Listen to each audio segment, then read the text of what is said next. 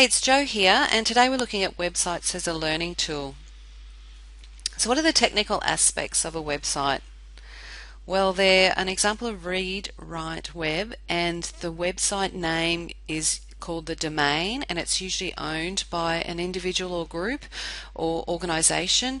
If you don't have your own personally, you can have a free one on sites like Weebly, who then have a Weebly address in your website name. It's a way for you to interact with your audience, and your name helps you be searchable on the World Wide Web, and you really just need to host your website somewhere. There are a number of providers, for example WordPress and Weebly are the two that I use mostly. So what can they do? Well, I imagine that the website is really a one-stop shop or home base for your entity or profile online, and it's like an umbrella. It's where you pull all the strings of all your online content together to form a nice rope that makes it easy for people to find you. And you can embed anything in your website pages as long as it has a link on the web, like YouTube, Google Forms, or blogs or wiki spaces, and any images or pictures or diagrams. So it adds great depth, and it doesn't have to just be your content. It can be content that you find is relevant to your audience who visits your website.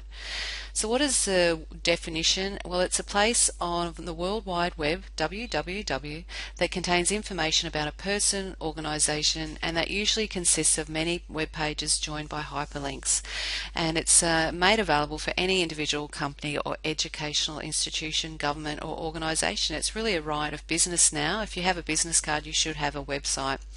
So what is the structure? Well, generally your home page is what I call the front of your filing cabinet. It's your, hey, welcome, this is me, and this is an orientation of my website.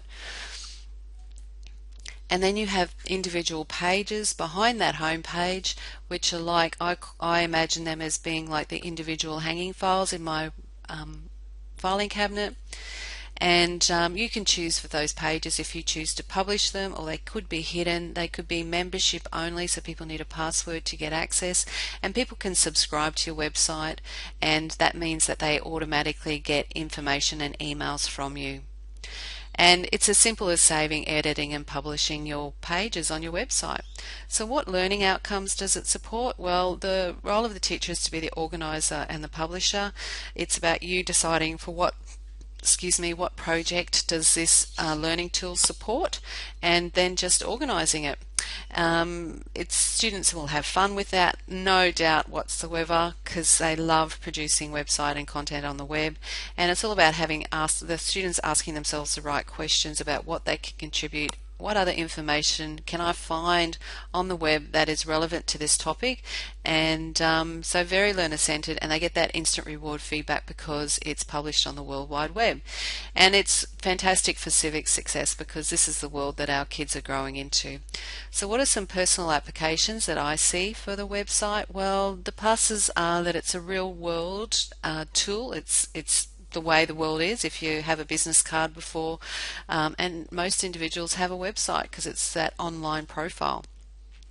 Lifelong learning, online presence, fun, engaging, multi-layered. You can embed media, and it's one place for everything, and it's about your digital citizenship.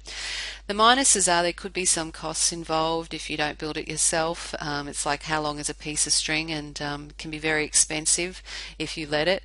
But as a teaching tool, just use the free stuff. Easy.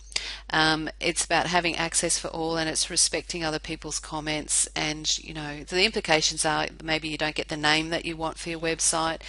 It is a online presence, so you need to be very aware that people will search and check you out. So it's like advertising yourself online.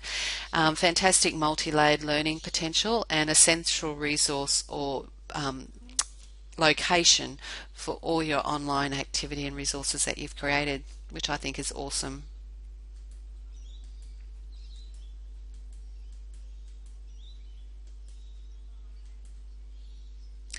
So let's view this tool through the SAMR lens, and I see that I would use it at a substitution level where I get students to type in comments into a blog on the website. The next step up is augmentation. The students embed links. They write the web page themselves and as a group or individually, where they embed other content that they've found on the web. They could then create a PowerPoint presentation which they load onto the website and host on YouTube or on Google Drive, and the redefinition is that they create a video of the PowerPoint presentation for YouTube which they embed, and then with audio files and links and tags, etc., using Google Docs and all their online content that they find relevant to this topic of this project, and embed them all in the pages. So I think it's awesome. I love websites. So that's it for today. Talk soon. Bye for now, Joe.